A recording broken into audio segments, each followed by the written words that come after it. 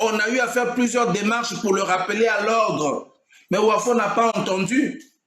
Wafo n'a jamais voulu entendre raison.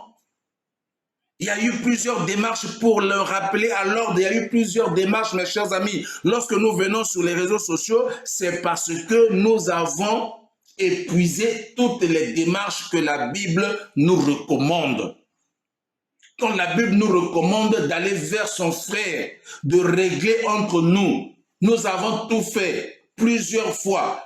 On a rencontré Wafo, on a parlé à Wafo, arrête ton comportement, arrête ce que tu es en train de faire, arrête d'escroquer les gens, arrête ton histoire d'homosexualité. Nous avons eu à parler de ça plusieurs fois, mes chers amis.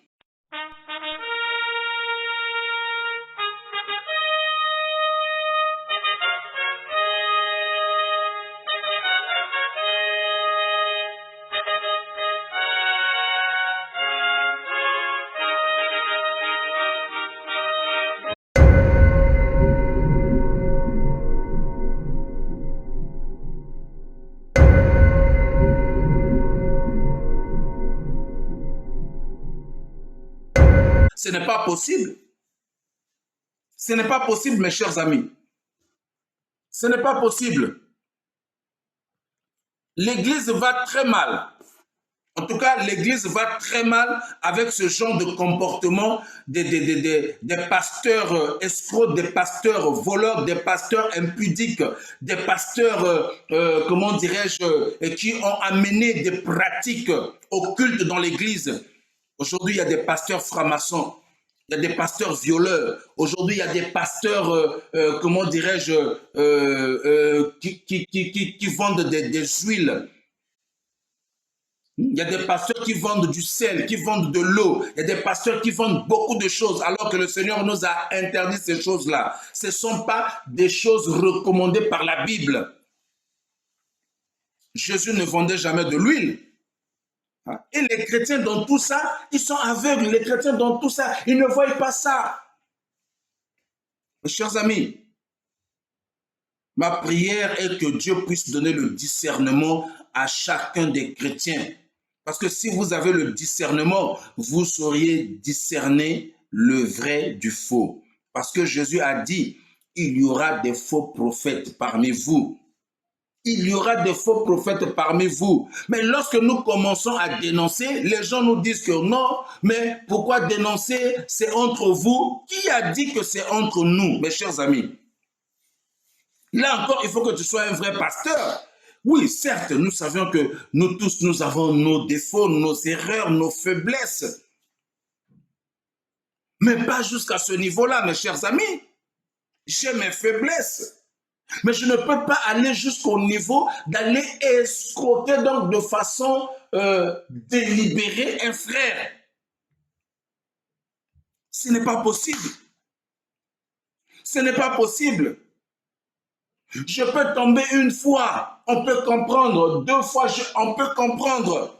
Je peux tomber, on peut comprendre. Mais lorsque ça devient ma vie, lorsque l'escroquerie devient ma vie, alors en ce moment-là, il y a problème. Lorsque les pratiques occultes deviennent courantes dans l'Église, en ce moment-là, il y a problème. Il y a problème, mes chers amis. C'est pourquoi il faut que l'Église se réveille. Il faut que l'Église se réveille parce que nous sommes gangrénés par des faux pasteurs, nous sommes gangrénés par des mercenaires, nous sommes gangrénés par des faux prophètes, nous sommes gangrénés, mes chers amis. L'Église est en danger, l'Église va très mal. Voilà, mes chers amis. Nous ne sommes pas tous des pasteurs. Il y a des pasteurs et pasteurs. C'est de cela qu'il s'agit, mes chers amis. C'est de cela qu'il s'agit. La Bible dit qu'on t'accuse, mais qu'on ne te trouve pas dans ces choses-là. Si on accuse que tu es escroc et que les gens n'apportent pas des preuves et qu'il n'y a pas, comment dirais-je, des personnes qui se plaignent plusieurs fois de ton comportement, en ce moment-là, tu es sauvé.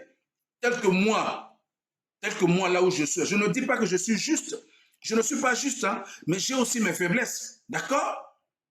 Mais à partir du moment où, s'il y a des gens qui se plaignent que je leur ai fait du mal, j'ai volé, à chaque fois, si tous les jours les gens viennent se plaindre que non, j'ai volé, ou bien j'ai escroqué, ou bien j'ai violé, tout le temps, tout le temps, tout le temps, mais ça veut dire quelque part, tout ce monde-là, donc, sont en train de mentir. Donc, tout ce monde-là sont dans le faux vraiment. Donc, c'est moi qui suis dans le vrai. On doit s'interroger. Tout le monde ne peut pas t'accuser à la fois.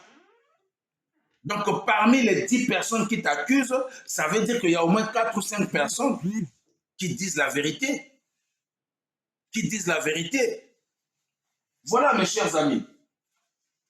Donc, nous avons le juge, nous interpellons ici le juge Béni, qui avait jugé cette affaire-là. Et d'après nos informations, d'après nos investigations, Raoul Ouafo chante sur tous les toits que la justice ivoirienne est à ses ordres parce que ami du ministre de la Défense Ahmed Bakayoko.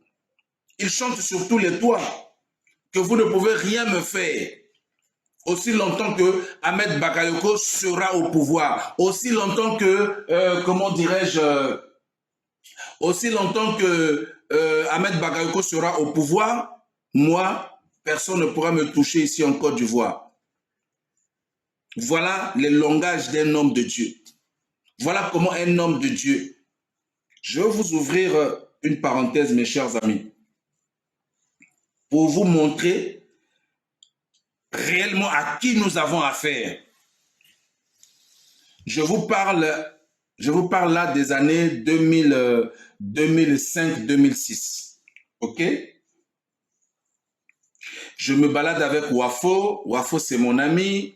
À cette époque-là, il était mon ami. Je me balade avec lui. On mange ensemble, on fait tout ensemble. Mes chers amis, si aujourd'hui nous en parlons sur les réseaux sociaux, c'est parce qu'on a eu à faire plusieurs démarches. On a eu à faire plusieurs démarches pour le rappeler à l'ordre. Mais Ouafo n'a pas entendu. Ouafo n'a jamais voulu entendre raison. Il y a eu plusieurs démarches pour le rappeler à l'ordre. Il y a eu plusieurs démarches, mes chers amis. Lorsque nous venons sur les réseaux sociaux, c'est parce que nous avons épuisé toutes les démarches que la Bible nous recommande. Quand la Bible nous recommande d'aller vers son frère, de régler entre nous, nous avons tout fait plusieurs fois. On a rencontré Ouafo, on a parlé à Ouafo. Arrête ton comportement, arrête ce que tu es en train de faire, arrête d'escroquer les gens, arrête ton histoire d'homosexualité. Nous avons eu à parler de ça plusieurs fois, mes chers amis. On a interpellé Ouafo plusieurs fois. Mais avant qu'on en arrive là, mes chers amis, mais moi-même qui vous parle, Ouafo voulait me mettre dans les réseaux.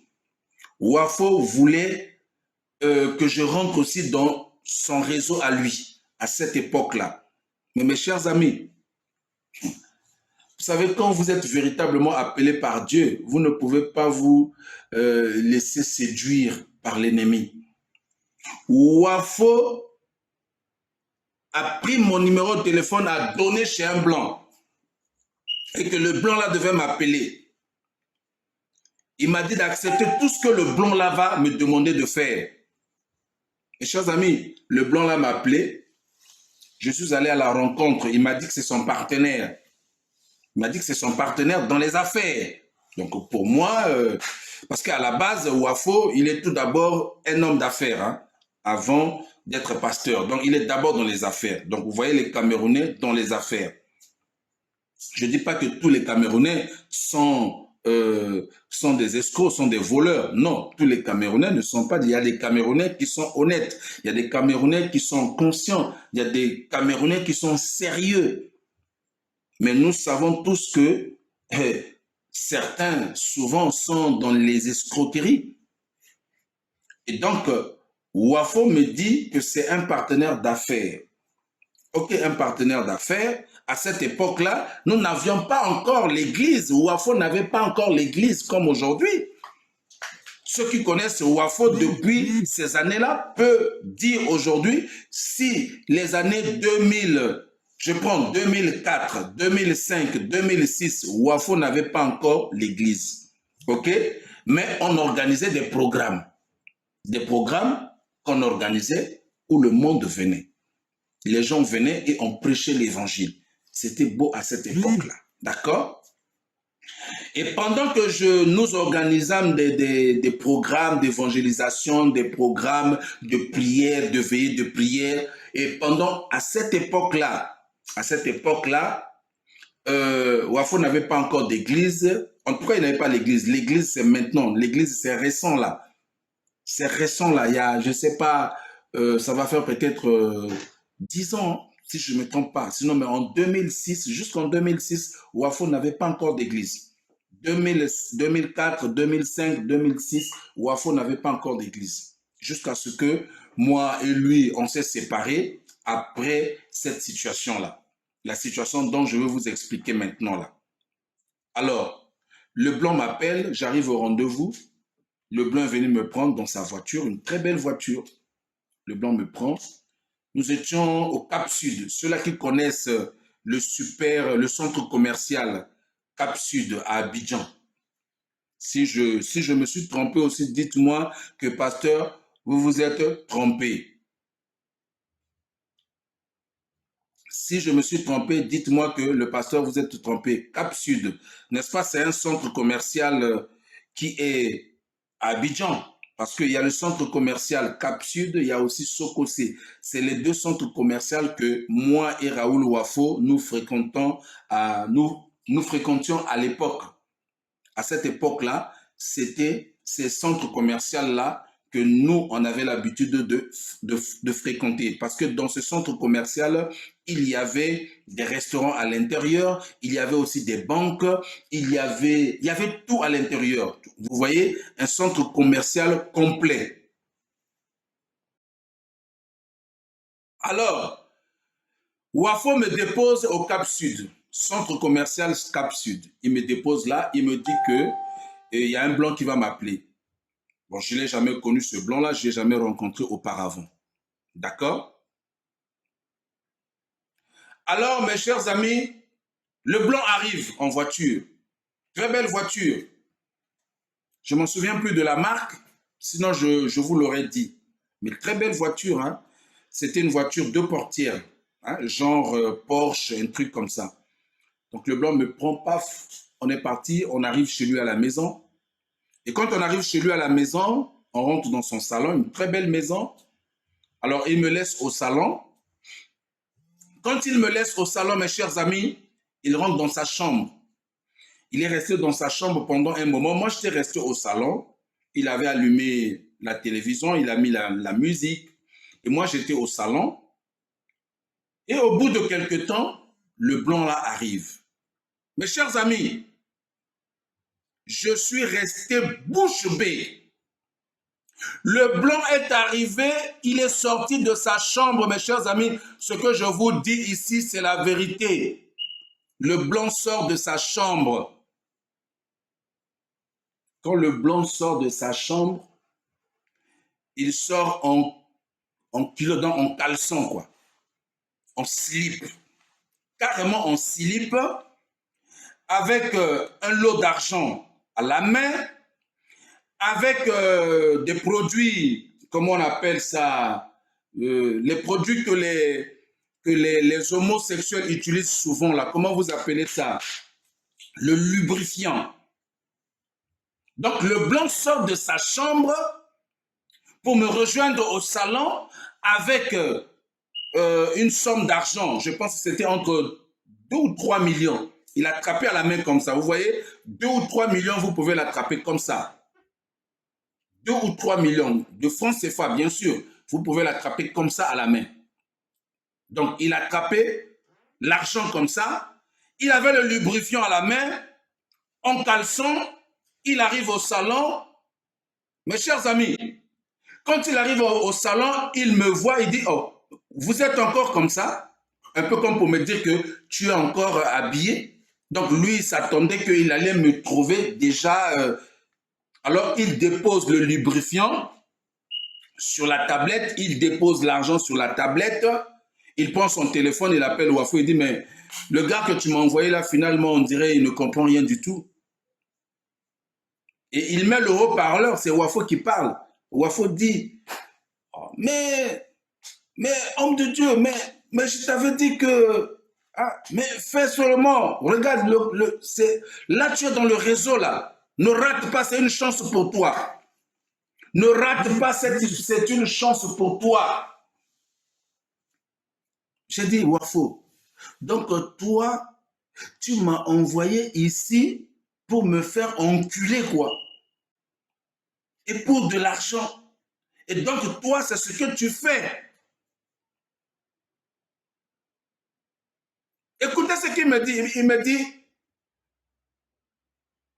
mon frère, si tu veux devenir comme moi, si tu veux, parce qu'à cette époque-là, Wafo avait déjà l'argent à cette époque-là. Ah oui, Wafo à cette époque-là déjà roulait dans les belles voitures. Or moi je ne savais pas déjà à cette époque-là l'affaire du frère paterne existait déjà.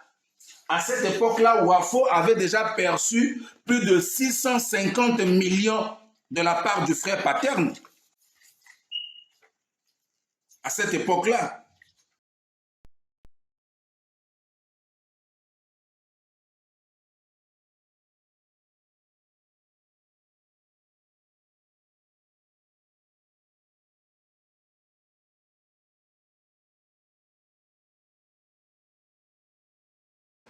Plus nous dénonçons ces bandits, ces ténors de la criminalité évangélique en bande organisée, plus ils redoublent de stratagèmes, plus ils redoublent d'ardeur avec leur campagne infâme, leur séminaire infâme qu'ils organisent à travers le monde pour gruger, escroquer, dépouiller le peuple de Dieu. Nous venons donc avec cette information qui nous a été donnée par un de nos correspondants depuis la Côte d'Ivoire. Ce séminaire abominable organisé par le bandit évangélique Wafo, quelle outrecuidance diabolique ces gens ont d'organiser un séminaire de sanctification et de prospérité. Vous voyez sur votre écran, sanctification et prospérité, le plan parfait, et vous pouvez voir en dessous, session de leadership. C'est terrible, mes frères et sœurs. Ces gens osent parler de sanctification alors qu'ils sont escrocs, ils sont arnaqueurs, ils sont dealers de drogue, ils sont francs-maçons, ils ont de multiples maîtresses. Et vous pouvez voir d'ailleurs à votre droite, à la droite de votre écran, le faux pasteur Georges Amoako, qui est soutenu par le directeur général d'une banque de la place en Côte d'Ivoire, ce directeur de banque qui s'appelle JJ Meles, qui est un franc-maçon notoire, reconnu par tout le monde. Et d'ailleurs, ce faux pasteur Georges Amoako et ses pasteurs valets effectuent des retraites spirituelles chez ce directeur de banque franc-maçon, à son domicile. Incroyable.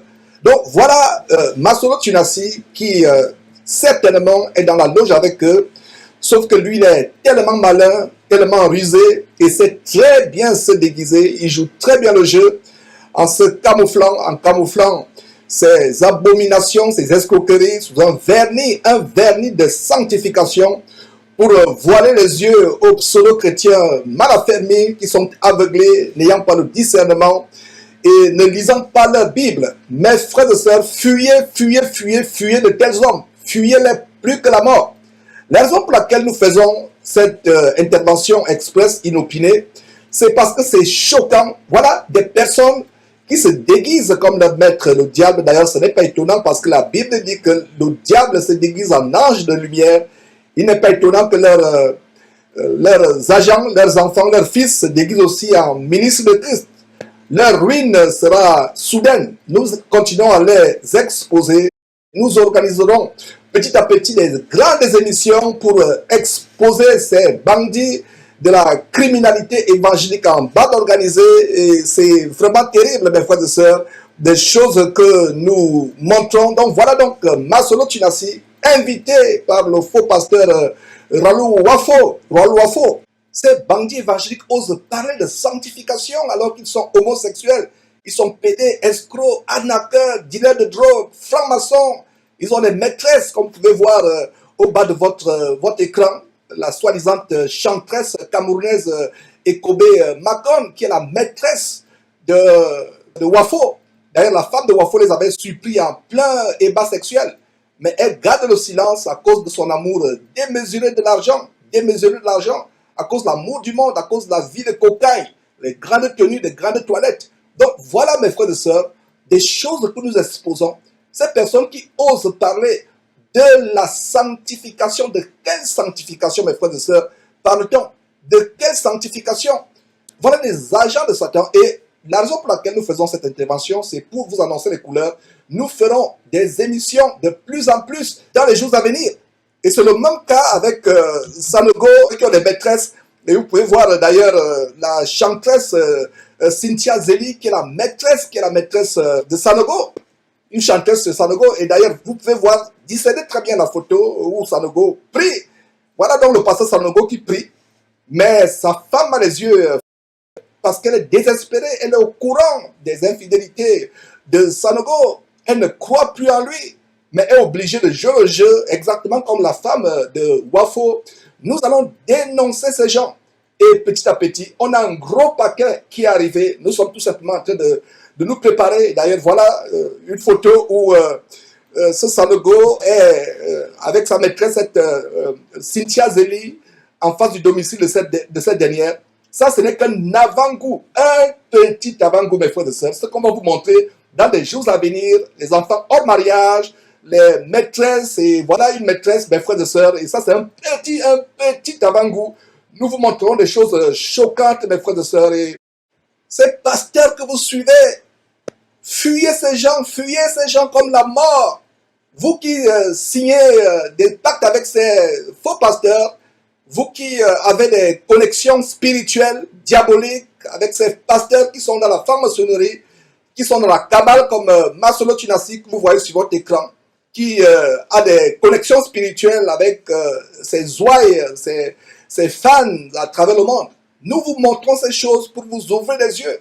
Vous qui avez des connexions spirituelles, vous vous connectez aux démons, vous vous connectez à des esprits impurs. Nous allons continuer à dénoncer ces gens, qu'ils sachent que, mes frères et sœurs, nous n'allons pas nous fatiguer. Nous ne pouvons pas nous fatiguer. Nous ne pouvons pas nous fatiguer. D'ailleurs, Dieu voulant, dans quelques jours, Dieu voulant, quelques rescapés de l'abominable église épicerie de Raoul Wafo à Abidjan, qui, comme je vous l'ai dit, est située à quelques mètres seulement d'un coin de rassemblement de prostituées et juste derrière le siège de la loge de la Rose-Croix Maïkari, pourront venir témoigner bientôt en direct sur Jésus-Christ TV, y compris une ancienne victime se trouvant actuellement en France. Et certains membres de son entourage direct pourront également témoigner de manière anonyme, par peur d'être tués ou de devenir fous, parce que non seulement Raoul Wafo a toujours menacé de folie quiconque ose le dénoncer ou s'échapper de son abattoir évangélique, de son camp de concentration qui mène en enfer. Il ose, toute personne qui ose le dénoncer ou s'enfuir de son enclos, il est menace de folie. Et non seulement ça, cet homme est dans un réseau de criminels de grand chemin, des assassins. Et voilà, personnes n'ont peur de témoigner. Mes frères et sœurs, en passant, n'ayez pas peur. Nous-mêmes, nous sommes au four et au moulin. Ils ont promis la mort, les assassinats, les accidents de circulation, des missiles mystiques, spirituels, mais nous sommes toujours en vie. Nous n'avons peur de rien parce que la Bible dit que notre vie est cachée en Christ Jésus et personne ne peut rien nous faire. Donc, j'encourage les frères et sœurs, comme ceux qui viendront témoigner plaise à Dieu, qui ont des informations, de venir. N'ayez pas peur.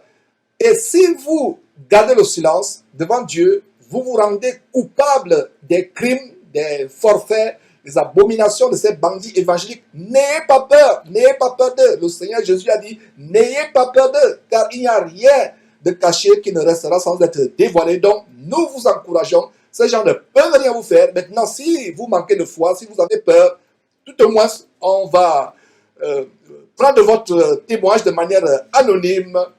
Nous évoquerons tour à tour la folie que Wafo a lancée sur son ancien pasteur Valais, un dénommé Achille, interné actuellement dans un hôpital pour fous. Et nous allons aussi évoquer la complicité de sa pastoresse surnommée Blessing, la complicité de cette personne, cette Blessing dans les crimes et escroqueries de Wafo. Et nous exposerons aussi comment la première épouse de Wafo l'avait quitté, l'ayant trouvé dans une position de lotus dans sa chambre secrète, sa chambre magnétisée secrète. Et pour vous qui avez suivi l'émission du marabout Salomon, vous savez de quoi on parle. Donc cette première épouse ne pouvait plus supporter les pratiques magiques du yoga, y compris le voyage astral sorti du corps de Wafo. Nous évoquerons aussi pourquoi Wafo n'arrive pas à avoir des enfants, alors que cette ancienne épouse a enfanté dès qu'elle s'est remariée avec un autre soi-disant pasteur. Nous évoquerons les actes de sodomie et de pédophilie de Raoul Wafo, ainsi que ses liaisons avec le réseau homosexuel et le trafic de drogue, et la criminalité avec les personnalités haut placées d'Abidjan. Nous évoquerons aussi comment Raoul Wafo voulait sodomiser le jeune garçon du patron de la radio solo-chrétienne Fréquence Vie, la radio appartenant au Camerounais autoproclamé révérend Dieudonné Okombi. Et Wafo, qui harcelait constamment cet enfant, lui a même proposé 3 millions de francs CFA, entre parenthèses les dîmes et les offrandes de ses fidèles envoûtés. Mais le bon enfant, ce bon enfant, très bon enfant, choqué par les élans sodomites de Wafo, est allé tout raconter à son papa qui a chassé sur le champ Wafo de cette radio. Nous allons aussi évoquer les adultères de Wafo, y compris celui avec la soi-disant chantresse du nom de Ekobe Makon, comme on vous a montré précédemment, camerounaise comme lui. En passant, comme on vous l'a dit, la femme de Wafo les avait suppliés en plein ébat sexuel, mais garde le silence à cause de l'amour pour l'argent, mes frères, etc., etc. Voilà des choses que nous allons exposer. Nous sommes au Four au Moulin pour vous exposer ces bandits évangéliques. Et voilà, mes frères, priez pour ces émissions afin que ceux qui vont témoigner aient la force de le faire et le courage de le faire. Et que Dieu suscite de plus en plus de personnes qui dévoilent. Et comme je l'ai dit, si vous ne dénoncez pas ces gens, ces pasteurs vous ont violé, vous ont sodomisé, vous ont escroqué, ont abusé de vous et ont fait des choses terribles. Et mes frères, un des témoignages poignants sur Wafo, c'est vraiment terrible. Wafo qui couche avec une femme mariée dans un hôtel, met une caméra cachée dans le placard, filme cette femme mariée dans leurs ébats et fait le chantage à cette femme, une femme d'affaires, de lui donner 40 millions de francs. Et plus tard, il fait des montages, il cache sa tête à lui, Wafo. Il envoie les images au mari de la femme. Le mari de la femme, a, bien entendu, a divorcé, étant choqué. Donc, a fait le chantage à la femme. La femme aussi a refusé de donner l'argent. Elle a préféré choquer son mari, scandaliser son mari. Voilà, mes frères, c'est quelques détails des choses que vous allez écouter. Et mes frères, nous donnons ces choses. En fait, comme je l'ai dit hier à l'émission, où nous partageons l'étude approfondie du merveilleux livre de Actes des Apôtres, chapitre 17, je disais que la vie de Wafo, de Tunasi, Sanogo, Kassanou, cela ne nous intéresse pas. S'ils étaient des bandits dans la franc-maçonnerie, n'associant pas le corps de Christ, n'associant pas Jésus-Christ, n'associant pas la Bible, on ne les dénoncerait pas. Nous ne dénonçons pas les escrocs dans le monde, nous ne dénonçons pas les choses qui se passent chez les musulmans. Mais si vous venez vous cacher dans le corps de Christ avec la Bible, avec le nom de Jésus-Christ, nous allons vous dénoncer. En fait, la vie de Wafo, la vie de Kassanou, la vie de Sanogo, ça ne nous intéresse pas. Ce qui nous intéresse, c'est des foules et des foules et des foules de personnes aveuglées qui vont en enfer en suivant de telles personnes, Donc, mes frères et sœurs, fuyez de telles personnes, fuyez-les plus que la mort, fuyez-les, courez pour votre vie, mettez les jambes au cou, sortez de leurs habitations de démons qui s'appellent églises, et nous dénonçons ces gens, parce que ces personnes de la criminalité évangélique en bande organisée ferment la porte du ciel à plusieurs personnes. Ce sont les Bar Jésus ou descendants des Bar Jésus. ils ferment la voie pour aller à Jésus. C'est pour cela que nous les dénonçons. Maintenant, s'ils deviennent musulmans, par exemple, si Masolo Tunasi devient Abdoulaye Ibrahim Tunasi, il devient musulman, il escroque les musulmans, ça, c'est pas notre affaire. Nous n'allons pas le dénoncer. Si Castano devient, par exemple, un grand bouddhiste et escroque tous les bouddhistes chinois, ça, c'est pas notre affaire. Mais tant que ces gens se cachent dans le corps de Christ, cette télévision qui porte le nom de Jésus-Christ TV, nous allons continuer à les dénoncer. Mes frères et sœurs, quelle honte! Quelle honte!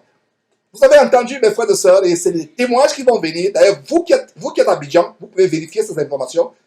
Les boutiques évangéliques de Sanogo et de Wafo sont situées à quelques pas seulement des coins où les prostituées se rassemblent. Si ces personnes avaient de véritables églises selon la Bible, comme nous sommes en train de voir ce que c'est la vraie église selon le livre de Actes, le Nouveau Testament, s'ils avaient des vraies églises où la puissance de Dieu se manifeste, les démons qui amènent les gens à se prostituer devraient fuir. Wafo qui a sa boutique évangélique juste derrière la loge de la Rose-Croix Maïkari à Abidjan, juste derrière, si c'était la puissance de Dieu, ces gens qui ont la loge devraient frémir, comme je vous disais, mes frères et sœurs, des chrétiens qui ont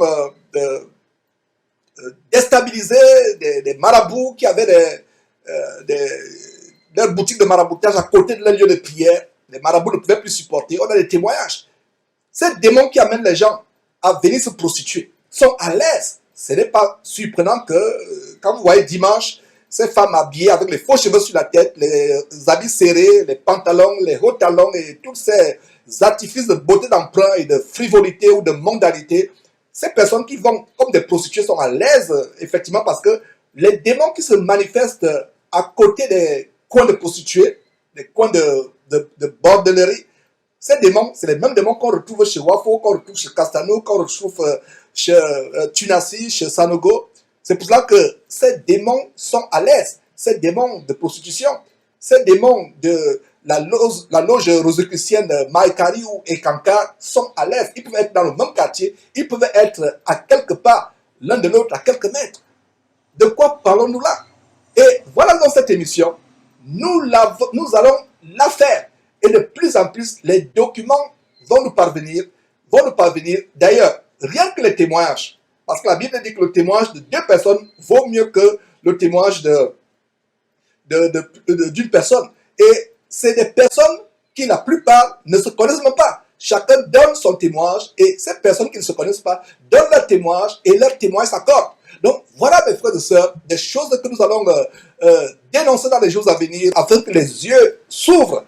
Nous sommes au front moulin pour vous démontrer, mes frères et sœurs, que ces gens ne sont pas des serviteurs de Dieu. Lisez vos Bibles. Si les chrétiens avaient l'amour pour la parole de Dieu, l'amour pour la vérité, lisez attentivement leur Bible et comparez les enseignements de leurs soi-disant pasteurs, les pratiques de leurs soi-disant pasteurs, la vie de leurs soi-disant pasteurs. Comparez cela avec la Bible et surtout le Nouveau Testament. Nous n'aurions pas à faire ce genre d'émission.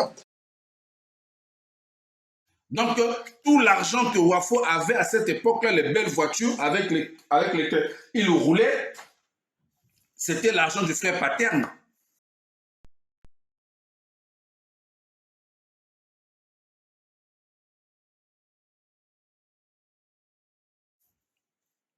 C'est maintenant que je comprends. Regardez, depuis 2005-2006, regardez, c'est aujourd'hui que je suis au courant de cette affaire-là du frère Paterne. Donc, tout l'argent que Wafo avait à cette époque-là, les belles voitures, les voyages qu'il effectuait déjà à cette époque-là, mes chers amis, c'était l'argent du frère Paterne.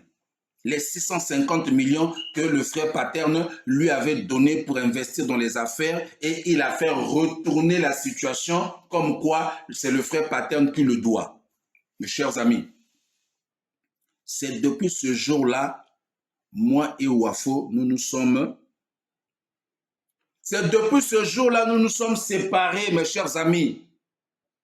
Parce que déjà, il venait déjà de m'escroquer mon argent, donc Donc, après avoir escroqué mon argent, qu'il a eu bien sûr à rembourser, ça je vous rassure, en tout cas, il avait remboursé mon argent parce qu'à cette époque-là, c'était à l'époque du président Laurent Gbagbo, la justice était une justice équitable. Il n'y avait pas des interventions à l'époque du président Laurent Gbagbo. Parce que moi, j'avais porté plainte contre Ouafo. Oui, moi, j'avais porté plainte contre Ouafo. Parce qu'il ne voulait pas rembourser mon argent après m'avoir escroqué dans une affaire de visa. Il ne voulait pas rembourser mon argent.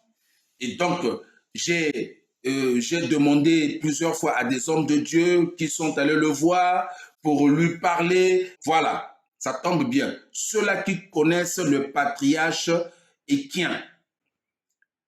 Vous connaissez le patriarche Équien? Le patriarche Équien en Côte d'Ivoire.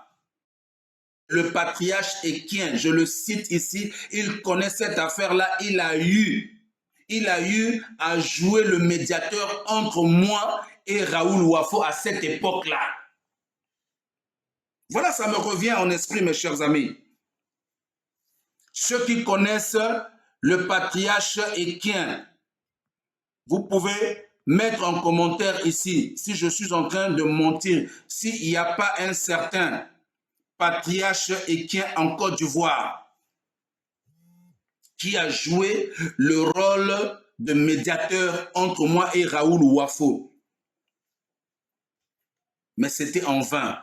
Raoul Ouafo n'avait jamais voulu rembourser mon argent et comme il est en train de faire avec le frère Paterne.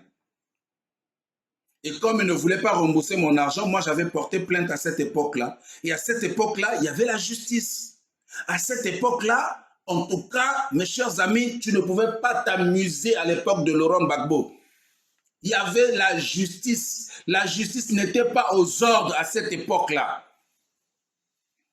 Et quand j'ai porté plainte contre Raoul Ouafo, c'est comme ça qu'il a pris la fuite pour aller au Cameroun.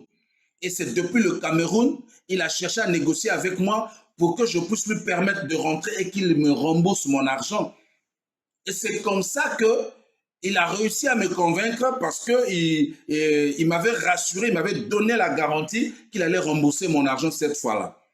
Donc il a fallu que je porte plainte contre Raoul Ouafo pour qu'il puisse rembourser mon argent. Donc, les négociations entre nous, les hommes de Dieu, n'avaient jamais abouti.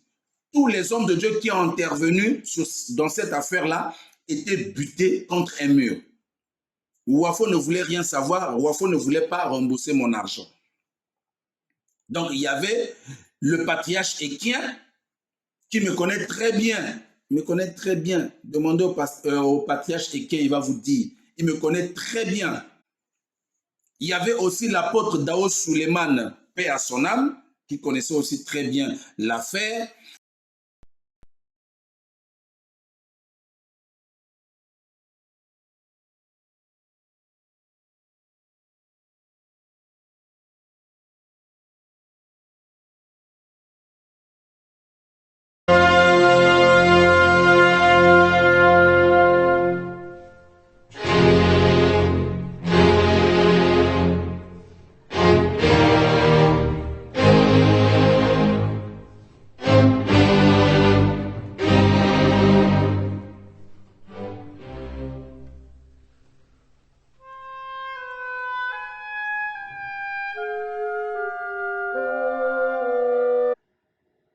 Voilà, nous avons publié quelques jours, je pense qu'hier ou avant-hier, la photo d'un soi-disant apôtre ivoirien qui est décédé il y a quelques jours, un Ivoirien, deux grands pasteurs sorciers escorts d'Imovo sont morts en l'espace de quelques jours. Pensez-vous que c'est par hasard? Deux ténors de l'évangile diabolique, du vampirisme, de la sorcellerie, l'évangile de l'amour du monde, l'évangile des pouvoirs vaudous, qui vont chercher en Inde, des pouvoirs magiques qui vont chercher en Inde, ou des pouvoirs de vaudou qui vont chercher au Nigeria ou au Bénin. Un s'appelle Désir Champion, l'autre s'appelle Suleiman Dao. Ils sont morts en l'espace de 2 jours. Des personnes, quand ils vous enseignent, vous sentez la mondialité, la frivolité. Et d'ailleurs, le deuxième qui est décédé, il y a quelques jours, Souleymane Dao, il avait déclaré qu'il ne mourrait pas avant 120 ans. Et que s'il mourait avant 120 ans, il faudrait que quelqu'un lui impose les mains pour qu'il ressuscite, parce que ce n'est pas possible qu'il meure avant 120 ans. Oh, homme insensé, qui es-tu pour contester avec ton créateur? Voilà les personnes que vous suivez, enseignant des choses blasphématoires. Et c'est ce Dao qui a été invité par ses compères, qui est invité à travers l'Afrique par ses compères, tels que Camille Makosso et autres. Tant que tu ne te lèves pas, Dieu ne...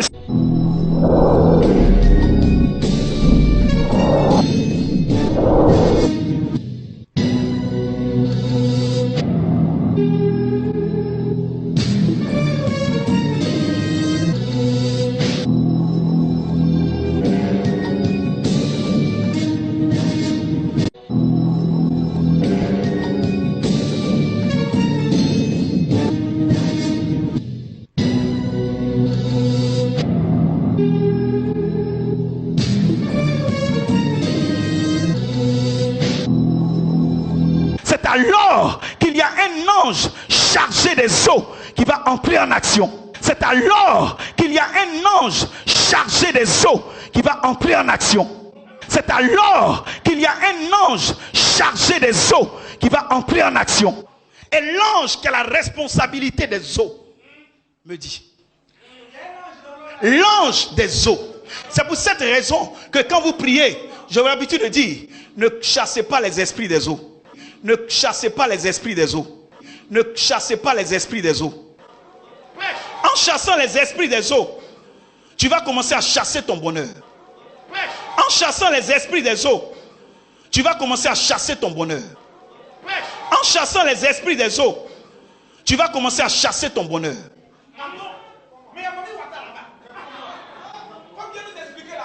Écoutez-moi très bien. Vous savez, le monde spirituel angélique est un monde fort et puissant. Parce qu'un démon est un esprit. Un ange est un esprit. Donc, quand vous commencez à chasser esprit des eaux, vous devez localiser qui vous chassez.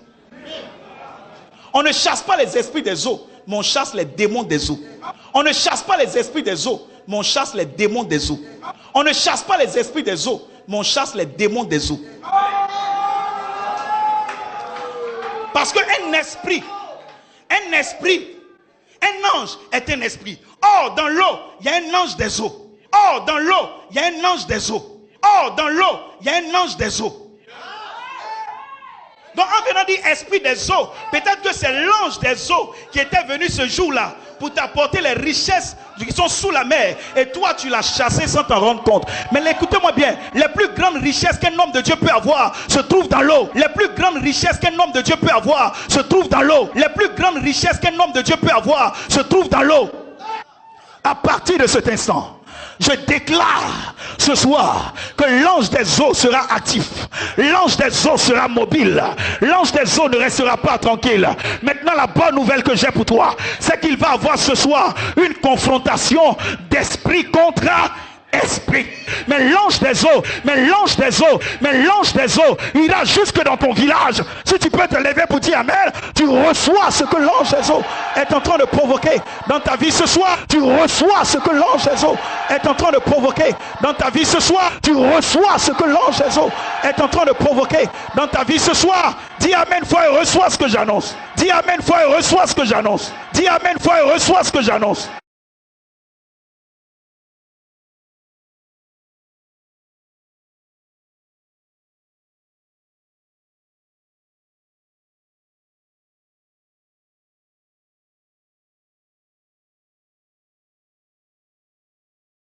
Je pense que l'un des Domoro aussi était aussi au courant de cette affaire-là. Donc, après cette affaire-là, donc après que Wafo m'ait remboursé mon argent, après on s'était réconciliés. Et c'est comme ça que Wafo voulait maintenant m'introduire dans le réseau. Il dit, bon, faut oublier tout ce qui s'est passé, tu es mon frère, voilà, je regrette, je suis désolé, il m'a présenté des excuses, mais tu sais, je t'aime beaucoup. Vous voyez, hein, la ruse du diable. Tu sais, je t'aime beaucoup, j'aimerais vraiment qu'on soit dans les affaires, toi et moi, parce que j'estime qu'avec toi, on pourra vraiment faire des grandes choses. Bon, quelqu'un qui a demandé pardon, quelqu'un qui est revenu au bon sentiment. D'ailleurs, il a remboursé mon argent. Il a même remboursé en double. Donc, comme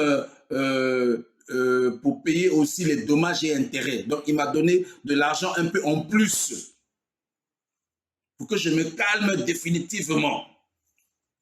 Et j'avais reçu mon argent tranquillement. Et après que j'ai reçu mon argent, c'est là maintenant, il me parle maintenant de cette affaire-là, de ce réseau-là. Donc, le blanc était sorti de sa chambre pour m'enculer. Mes chers amis, si tu n'étais pas, mes chers amis, si tu n'as pas l'habitude de voir l'argent de tes yeux, tu tombes. Hein? Tu tombes, mes chers amis. Vous voyez comment le diable fait? Le diable, il vient avec l'argent en même temps. Donc, il sort de sa chambre, c'est-à-dire en caleçon, torse nu. Donc, il est complètement nu. Il n'a que le slip avec lui.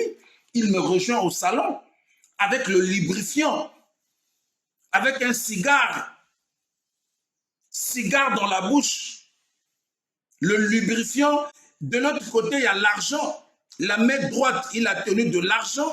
Il y avait entre 2 ou 3 millions. Et la main gauche, il avait tenu le lubrifiant. Et dans la bouche, il avait son cigare. Il arrive au salon, il est étonné de me voir encore habillé parce qu'il s'attendait que pour lui, Wafo m'avait confié comme étant un client que je connaissais bien le fonctionnement, comment les choses fonctionnent. Pour lui, il se disait que voilà, j'étais quelqu'un du réseau, j'étais quelqu'un qui comprenait bien la chose, mais Wafo ne m'avait jamais dit que c'était un réseau des homosexuels. C'était un réseau des gays. C'était un réseau des gays. Je vous explique ça pour voir la réalité, la vraie réalité de la moralité de la personne à qui nous avons affaire. Vous comprenez? Là, nous sommes des pasteurs. Donc, des pasteurs dans un réseau des gays. Mes chers amis, il me restait plus que... Mais le blanc là me disait, mais il y a le lubrifiant, mais même si... Oh là là, le blanc me dit, mais il y a le lubrifiant, même si tu n'as jamais fait ça, parce que le blanc a compris que j'étais novice. Parce qu'il me posait même la question du genre, vous êtes... ils ont un thème là, les gays, ils ont un thème. Tu es passif ou actif? Donc, si tu es passif, passif, c'est celui qu'on encule par le derrière. Actif, c'est celui qui joue l'homme. Passif, c'est celui qui joue, comment dirais-je, aux femmes. Donc, il a cherché à, comment dirais-je, à me convaincre comme quoi, mes chers amis, mais j'avais froid au dos. J'avais froid au dos. Mais c'est parce que je suis quelqu'un qui est habitué, voilà, actif ou passif. Voilà. Ça, c'est le, comment on appelle, ça, c'est le langage des gays. Ça, c'est le langage des homosexuels. Actif ou passif. Mes chers amis, moi, l'argent, j'ai connu l'argent depuis mon enfance.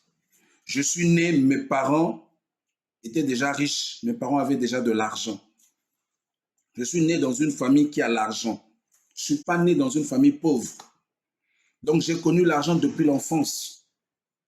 J'ai connu l'argent depuis l'enfance. Les millions, j'ai vu ça depuis mon enfance. J'étais encore, j'avais encore, je ne sais pas moi, l'âge de 9 ans, 10 ans. Nous, on volait l'argent des parents déjà. Quand on partait à l'école, on volait l'argent. On pouvait voler jusqu'à 50 000, 100 000. On amenait à l'école pour aller gaspiller là-bas. Et à l'âge de 14 ans, 15 ans, déjà, on touchait des millions. Parce qu'il y avait l'argent à la maison, on avait des clés. Vous-même, vous savez, des jeunes à cette époque-là, on ne connaissait pas Dieu.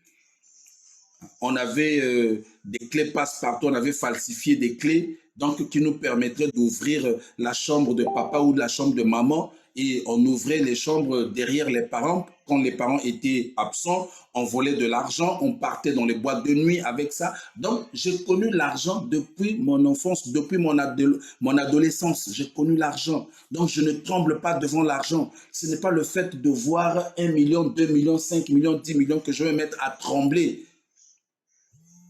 Et étant devenu pasteur, je sais que à quoi me servira-t-il de gagner le monde si je perds mon âme? À quoi me servira-t-il, mes chers amis? À quoi me servira-t-il? J'ai dit au blanc, là, ça, je ne peux pas faire ça, je n'ai jamais fait ça. C'est une abomination. J'ai commencé un peu à hausser le ton. C'est comme ça que je suis sorti. Je suis sorti de là, je suis allé chercher un taxi. Parce que là où le blanc vivait, c'était un peu loin de l'avenue. Donc, il fallait sortir un peu de l'avenue pour aller trouver un taxi. Donc, j'ai marché, mes chers amis, j'ai marché à cette époque-là. J'ai marché pour aller chercher un taxi et puis rentrer chez moi à la maison. Mes chers amis, j'ai vécu à Abidjan pendant presque 8 ans. J'ai vécu à Abidjan. J'ai épousé une femme ivoirienne à Abidjan là-bas. Je ne peux pas citer ici le nom parce qu'elle est déjà mariée. Elle est déjà mariée, cette femme-là. Elle est mariée à un pasteur également. Je ne peux pas citer son nom. C'est pour vous dire que j'ai vécu en Côte d'Ivoire. J'ai épousé une femme ivoirienne qui était de quelle ethnie là? Qui était gourou. Cette femme était gourou. Vous comprenez? Donc, gourou, ils sont de l'Ouest, si je ne me trompe pas. Et nous avons vécu ensemble dans la même maison. C'est une femme que j'avais épousée, que j'avais donné la dot. Donc, c'est pour dire que j'ai vécu à Abidjan. J'ai vécu à Abidjan, mes chers amis. Donc, ce que je vous dis, je ne viens pas vous raconter de n'importe quoi. Aujourd'hui, Wafo peut nous dire pourquoi il ne met pas au monde. Pourquoi il ne met pas au monde, mes chers amis? Et nous avons découvert par la suite, des pratiques, parce que tous ceux-là qui sont dans la franc-maçonnerie, tous ceux-là qui sont dans des pratiques d'homosexualité, de gays, la plupart souvent de ces pasteurs-là sont aussi dans la franc-maçonnerie. Mais ils prêchent l'évangile. Mais ils prêchent l'évangile au nom de Jésus. N'est-ce pas? Jésus a dit que plusieurs viendront en mon nom. Mais je ne les connais pas. Mais je ne les connais pas. Vous comprenez, mes chers amis? Donc, je vous parle des faits que moi, j'ai vécu. Et quand j'apprends l'histoire de notre frère Paterne, mais je suis sous le choc. Je suis sous le choc. Voilà un frère qui a eu la bonne foi de faire les affaires avec Raoul Wafo, le pasteur Raoul Wafo, le entre guillemets Raoul Wafo. Il donne 650 millions et Raoul Wafo va falsifier des documents pour montrer à la justice que non, le frère lui doit. Avant de falsifier les dossiers, Raoul Wafo dit qu'il n'a jamais perçu de l'argent de ce frère. Mais lorsque le frère apporte des preuves à Raoul Wafo pour dire à Raoul Wafo, mais voilà, les virements bancaires sont là, voici les preuves que tu as perçu l'argent. Raoul Wafo dit non, que c'était un remboursement que le frère était en train de lui faire. Il est allé jusqu'à même falsifier aussi une décharge, donc une reconnaissance de dette pour montrer que non, donc falsifier aussi la signature du frère, monter des documents de toutes pièces, des documents après vérification, on a reconnu que ces documents étaient des documents falsifiés. Mais malgré cela, mes chers amis, la justice ivoirienne a donné raison à Wafo et la justice ivoirienne a condamné le frère Paterne. Vous pensez que si le frère Paterne était vraiment coupable, mais il ne va pas continuer à poursuivre cette affaire. Si le frère Paterne était coupable, il ne va pas continuer à réclamer son argent. Si le frère Paterne était coupable, il ne va pas aller en appel pour contester contre la décision de justice. Le frère Paterne réclame simplement son argent, son droit. Et Raoul Ouafo ne veut pas entendre raison parce que protégé par le ministre de la Défense Ahmed Bakayoko, protégé par la justice ivoirienne qui est corrompue par l'entremise du juge, Béni Miezan. Voilà, c'est ça qui est la vérité, mes chers amis. Donc, Ouafo paye l'argent d'autrui, rembourse l'argent d'autrui, on te laissera tranquille, reconnais. Malgré la décision de justice, tu peux encore rattraper les choses. Tu peux encore rattraper les choses et régler cette affaire-là avec ton frère dans l'amiable. Parce que là, nous attendions l'appel. Nous attendions que l'affaire soit jugée en appel. Nous attendions, on attend voir. C'est pourquoi je voudrais ici interpeller le Premier ministre, Amadou Gon Coulibaly. Amadou Gon Coulibaly, toi qui es appelé à diriger la Côte d'Ivoire demain, le président Alassane Ouattara t'a donné le bâton de pèlerin.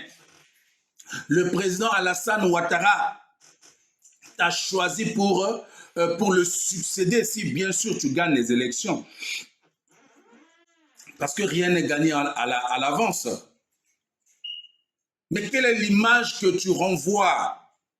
Est-ce que je m'interroge si le Premier ministre Amadou Gon Coulibaly a du mal à exercer son autorité? Je me demande, je m'interroge si le Premier ministre Amadou Gon Coulibaly a encore un mot à dire face à Ahmed Bakayoko. Parce que si le Premier ministre est vraiment Premier ministre, et qu'il exerce son autorité en sa qualité de Premier ministre, il doit interpeller toutes ces autorités. Vous devez interpeller le ministre de la Justice. Vous devrez interpeller le juge Béni Miezan. Oui, vous devez l'interpeller. Monsieur le Premier ministre Amadou Gon Coulibaly, vous devez l'interpeller. Parce que cela va de l'image de la Côte d'Ivoire. Vous devez l'interpeller. Cela va de votre image, de l'image des autorités ivoiriennes. Voilà. On me dit ici que non, Bakayoko est le chef suprême. Bakayoko est le chef suprême et que Madame Ouattara le craint. Vous voyez, mes chers amis, et comment dans des circonstances comme ça, dans des conditions comme ça, on peut avoir une justice équitable en Côte d'Ivoire. Et les choses qui se passent, ça se fait par des pasteurs, nous les pasteurs, mes chers amis. Je vous ai dit d'entrée les jeux que parfois il est honteux de dire qu'on est pasteur. Parfois il est honteux de s'appeler prophète à cause de ce genre de comportement-là. À cause de ce genre de comportement-là, mes chers amis. Et c'est toujours souvent en Côte d'Ivoire. Nous le voyons avec l'affaire de Makosso, comment Makosso a vendu de l'huile ici, là. Oh, de l'huile qui reviennent d'Israël, de l'huile miracle, de l'huile de guérison, de l'huile d'amour, de l'huile de succès, de l'huile. Mes chers amis, ça c'est quelle histoire ça? Ça c'est quelle histoire ça? Hein? Ça c'est quelle histoire ça? On a vu Makosso vous nous vendre des huiles ici, là, sur les réseaux sociaux. Makosso a vanté ses huiles. Il est présenté comme ça, là. Ça, là, c'est pour... ça c'est pour l'amour. Ça, c'est pour les affaires. Ça, c'est pour la guérison. Ça, c'est pour les miracles. Ça, c'est pour la prospérité. Ça, c'est pour ceci. Ça, c'est pour cela. Mais lorsque sa femme était tombée malade, pourquoi il n'avait pas utilisé cette huile-là? Vous qui avez l'habitude d'acheter les huiles-là. Ce n'est pas pour me moquer. C'est la question que je me pose. Hein. C'est la question que je me pose. Si Makosso, ces huiles étaient des huiles vraies et que ça opérait véritablement des miracles tels qu'il les présentait devant tout le monde, mes chers amis, il aurait dû guérir sa femme avec ces huiles-là. Pourquoi il avait amené sa femme à l'hôpital pour que sa femme soit opérée? Et sa femme a été opérée, sa femme sort de l'hôpital convalescent. Pourquoi il n'a jamais utilisé l'huile? Pourquoi il n'a jamais utilisé l'huile, mes chers amis, pour guérir sa femme? Seigneur, je ne serai pas le candidat d'une mort prématurée en cette année 2020. Seigneur, je ne serai pas le candidat d'une mort prématurée en cette année 2020. Seigneur, je ne serai pas le candidat d'une mort prématurée en cette année 2020. Je ne laisserai pas ma peau en cette année 2020. Je vivrai, je ne mourrai pas, je vivrai, je ne mourrai pas, je vivrai, je ne mourrai pas, je vivrai. Pourquoi il n'a jamais utilisé l'huile, mes chers amis, pour guérir sa femme? Donc vous comprenez que c'est du pipeau tout ça. Vous comprenez que c'est de la supercherie. C'est de la supercherie. Donc ouvrez les yeux, les chrétiens, ouvrez les yeux, mes chers amis, ouvrez les yeux. Ne vous laissez pas emporter par tout vent de doctrine.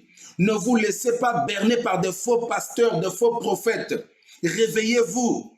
L'Église, réveille-toi. Demandez l'esprit de discernement. Que Dieu vous donne l'esprit de discernement afin de discerner qui est dans le vrai et qui est dans le faux. Chers amis. Et dans tout ça, malgré tout ce qu'on explique, malgré les faits qui sont là, non, j'ai l'impression qu'il y a des chrétiens qui ne sont pas en réalité des chrétiens, mais qui sont des fils de la perdition. Vous comprenez? Excusez-moi, il y a des chrétiens qui sont des fils de la perdition. Donc, malgré ils voient, comment dirais-je, les pratiques occultes de ces faux pasteurs-là, de ces faux prophètes-là, mais ils continuent de les soutenir, ils continuent de les suivre quand même, comme les moutons de Panurge. Mes chers amis,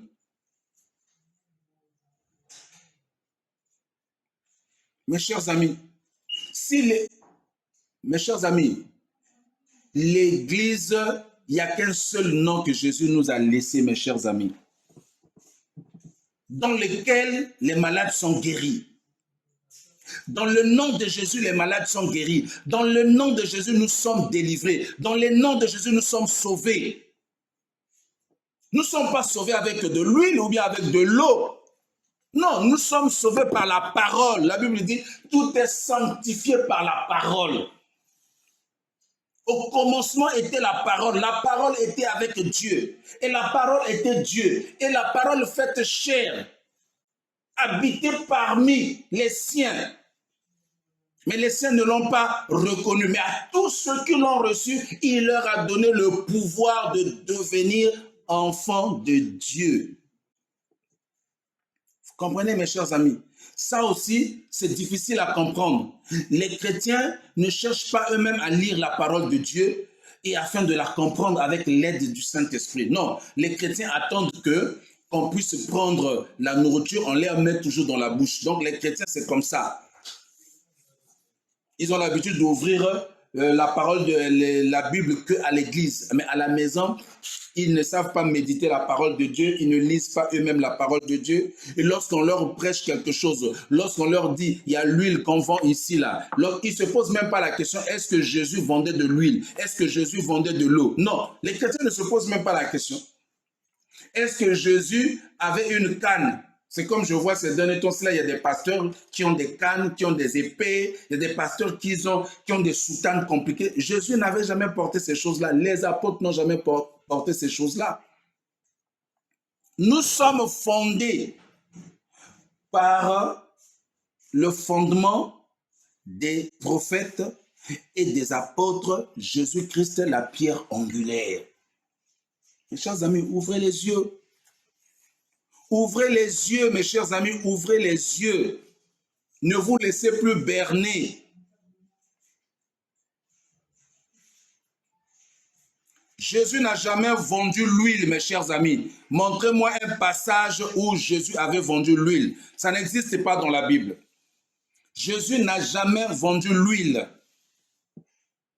Jésus n'a jamais vendu de l'huile. Je voudrais répondre à l'autre là, à Platinium. Platinium, champagne, papy, je ne sais pas quoi là.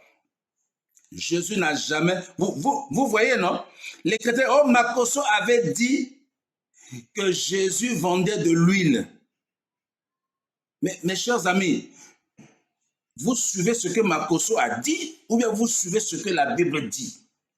Oh, Daddy a dit. Mes chers amis, mais qu'est-ce que la Bible dit? Qu'est-ce que la Bible dit? Quand il y a une situation, la Bible te dit quoi? Ne suis pas ce que mon pasteur a dit. Mais quand ton pasteur a dit, est-ce que tu as vérifié dans la Bible? Est-ce que tu as vérifié dans la parole de Dieu?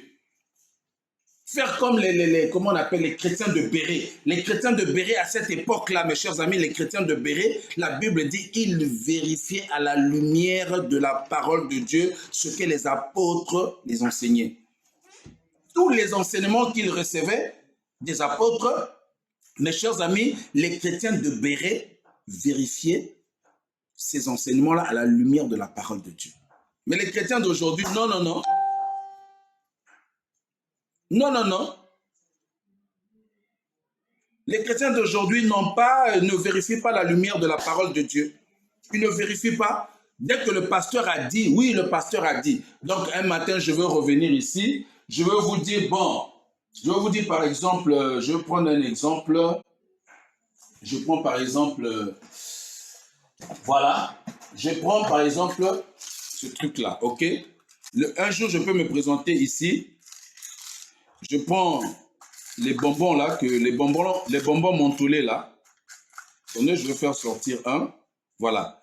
Ça, c'est un bonbon mentholé. D'accord? Ça, c'est un bonbon mentholé. Voilà. Voilà. Je dis, bon, ce bonbon mentholé là, je le vends à 10 €. Ça fait des miracles. Vous allez voir, les gens vont venir vite pour acheter.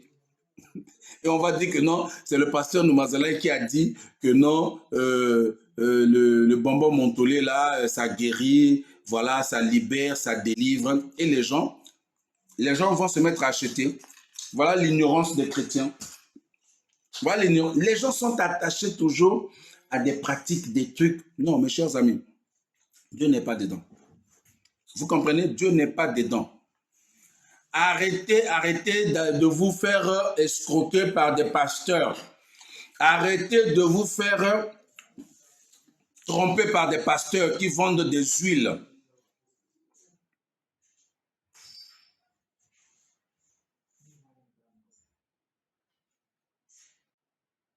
Non, non, non, il y a des pasteurs qui savent. Hein. Ce n'est pas une maladie commune. Hein. Non, non, je suis désolé. Je suis désolé. Hein, frère Platinium, je suis désolé. Voilà. Si toi, tu fais partie de ces personnes-là qui sont ignorantes, ah non, moi, je ne suis pas un ignorant. Voilà. Depuis que j'ai accepté Jésus-Christ comme Seigneur et Sauveur personnel dans ma vie, même mon père spirituel n'a pas réussi à me dompter. Même quand mon père spirituel me disait des choses, je voulais vérifier dans la parole de Dieu. Voilà. Je voulais vérifier dans la parole de Dieu. Mes chers amis, il ne faut pas se laisser embobiner parce qu'un pasteur a dit, parce que tel prophète a dit que l'huile revient. Marcos a vendu ici même de l'huile, comment on appelle, soit il va, je ne sais pas, au marché d'Adjamé ou je ne sais pas, au marché comment on appelle, oui, marché d'Adjamé. Il achète beaucoup d'huile là-bas. Il peut acheter même 50 litres d'huile.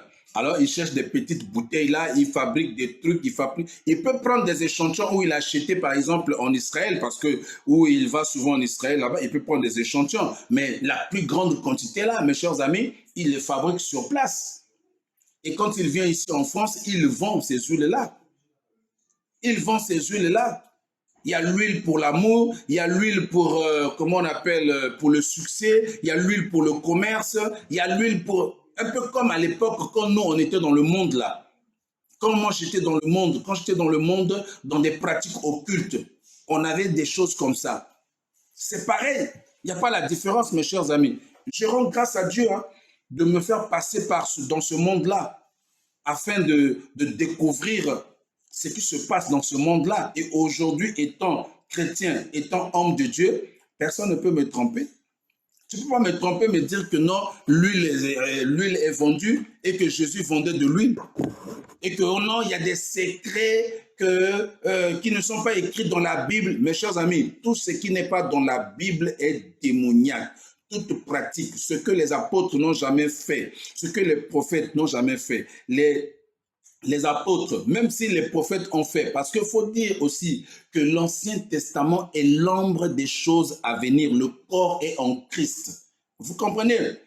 Voilà, l'Ancien Testament n'est pas l'exactitude des choses. Si dans l'Ancien Testament, on tuait des agneaux, on prenait le sang pour asperger sur le peuple afin que, comment on appelle, afin que le sang aspergé sur le peuple puisse couvrir le péché du peuple, pour ne pas que Dieu voie le péché du peuple. Mais sachez que l'agneau de Dieu est venu. Une fois que l'agneau de Dieu a été sacrifié, donc Jésus-Christ de Nazareth, une fois qu'il a été sacrifié à la croix, son sang a coulé, on n'a plus besoin d'un agneau quelconque qu'on va aller égorger, mes chers amis, et prendre le sang là, je ne sais pas faire quoi. Non, mes chers amis, on n'a plus besoin de ça. C'est pas parce que dans l'Ancien Testament, on avait tué des agneaux pour sacrifier, et aujourd'hui, nous allons continuer les mêmes pratiques. Non, c'était la préfiguration de Christ. Les agneaux que les prophètes sacrifiaient à l'époque, ça annonçait au fait l'avènement de Christ. Christ qui est le véritable agneau de Dieu. Vous comprenez? C'est de cela qu'il s'agit. Donc l'Ancien Testament est l'ombre des choses à venir. Donc c'est cela. Donc l'Ancien Testament, on ne l'applique plus. Jésus est venu accomplir, c'est-à-dire Jésus a accompli tout ce qu'on faisait dans l'Ancien Testament. Jésus les a accomplis, mes chers amis. C'est de cela qu'il s'agit. Donc ouvrez les yeux, ne vous laissez plus berner. Et faites attention aux hommes de Dieu qui demandent à chaque fois que vous leur prêtez de l'argent. Sinon, vous risquez d'être victime, comme Paterne qui a été victime avec son propre argent. Il a prêté 650 millions à Wafo et aujourd'hui, voilà, il se retrouve dans une situation compliquée. Mais nous n'allons pas laisser l'affaire. Nous allons continuer à réclamer justice dans cette affaire-là. Et nous sommes encore dans les premières parties. Nous attendons encore d'autres éléments, mes chers amis. Nous reviendrons là-dessus jusqu'à ce que justice soit véritablement faite dans cette affaire-là. Donc, si le ministre Ahmed Bakayoko ne se reproche de rien, alors qu'il demande à la justice de se faire. Si le Premier ministre Amadou Gon Coulibaly pense qu'il est vraiment le Premier ministre et qu'il a l'autorité sur tout son gouvernement, alors qu'il interpelle le ministre de la Justice dans cette affaire-là, qu'il interpelle les juges dans cette affaire-là et que justice soit faite. C'est de cela qu'il s'agit. Voilà. Le songe que j'ai fait concerne deux faux pasteurs, Raoul Wafo et Charles Passo. Et donc, j'étais en route dans une grande foule. La foule était vraiment immense. Et tout à coup, j'ai vu descendre Raoul Wafo. Il était dans sa voiture et je lui ai dit que le Seigneur m'a mis une parole en cœur pour lui. Il m'a jeté un regard tellement sauvage, comme s'il voulait bondir sur moi pour me déchirer. Mais il ne l'a pas fait à cause de la foule qui était en route. Une fois arrivé dans son église, il a donc envoyé deux gardes, deux policiers pour m'attraper et aller jeter en prison. Et les deux policiers avec des lances. Quand les deux policiers sont arrivés en route, j'étais là placé devant eux, mais ils ne pouvaient pas me voir. Ils me cherchaient parmi les gens, dans la foule. J'étais juste là placé devant eux, mais ils ne pouvaient pas me voir. Ensuite, ils sont retournés à l'église pour dire à leur maître qu'ils ne m'avaient pas vu. Le deuxième pasteur descendait, donc c'était Charles Passo. Je lui ai dit la même chose, que le Seigneur m'avait mis quelque chose en cœur pour lui. Il a compris, mais il m'a ignoré. Malgré qu'il m'a ignoré, j'ai décidé de le suivre jusque dans son église. Arrivé là-bas, j'ai vu comment Charles Passo et sa femme essayaient de convaincre les fidèles qu'il fallait qu'ils amènent beaucoup de pommes. Et les pommes étaient l'argent. Qu'il fallait qu'ils amènent beaucoup de pommes et en retour, ils devaient donner beaucoup d'or et de diamants. Et c'est ce que les fidèles ont fait. Les fidèles ont amené beaucoup de pommes qu'ils ont pris. Ils ont pris Après avoir escroqué les fidèles, ils ont décidé de fuir. Charles Passeau et sa femme ont décidé de fuir et de quitter le pays. Ils ne pouvaient pas prendre leur voiture de peur d'attirer l'attention des gens. Ils ont donc pris une moto. Arrivé quelque part, il y avait comme une espèce de couloir. Et dans cette couloir, il y avait de l'eau et un homme à l'intérieur. C'est-à-dire, ce couloir-là était vraiment sombre parce que l'homme qui était dans l'eau, dans ce couloir-là, ne pouvait pas rester à la lumière, ne pouvait pas résister au soleil, à la lumière du jour. Donc, cet homme était dans l'eau avec comme un foulard attaché, un peu comme style indien.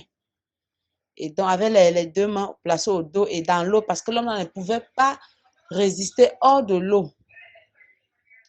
Et Charles, parce que sa femme était dans la moto, quand Pasteur a constaté que cet homme l'observait, il a demandé au Benskino de s'arrêter. Il est donc descendu pour aller voir l'homme en question. L'homme était très en colère contre lui parce que l'homme ne voulait pas qu'il abandonne l'église, mais qu'il continue à faire du mal aux fidèles, qu'il continue son mauvais travail. L'homme était vraiment très fâché. Quand il est arrivé, il s'est agenouillé devant l'homme. Et puis l'homme ne disait rien. L'homme l'observait toujours. Ensuite, j'ai vu comment il a été frappé d'un esprit de folie. Il était fou comme jamais. Il était fou comme jamais et que personne ne pouvait l'en guérir et que cette folie était une punition divine. Il était fou, il était tellement fou. Et sa femme a été frappée d'un esprit de mort. Sa femme est morte. Voilà un peu. Et vraiment, frère, ce rêve-là, c'est clair, c'est clair. C'est vraiment clair. Voilà ce que j'avais à vous dire concernant les songes, concernant les deux pasteurs. Donc, j'ai voulu parler à Raoul Wafo. J'étais très sincère. Il ne m'a pas écouté dans les songes. Une fois à l'église, il a envoyé les policiers venir m'attraper pour me jeter en prison. Et les policiers sont venus, mais ils étaient placés là devant moi. Ils ne pouvaient pas me voir, mais moi, je les voyais très bien. Le deuxième m'a ignoré, mais malgré son ignorance, j'ai continué à le poursuivre pour lui parler dans son... Je l'ai suivi jusqu'au lieu où est située son église. C'est comme ça que j'ai vu tout ce qui se passait là-bas. Donc, j'étais seulement là à observer ce qui allait les arriver. J'étais seulement là à observer ce qui allait les arriver. Voilà le songe que j'ai fait. Que Dieu vous bénisse.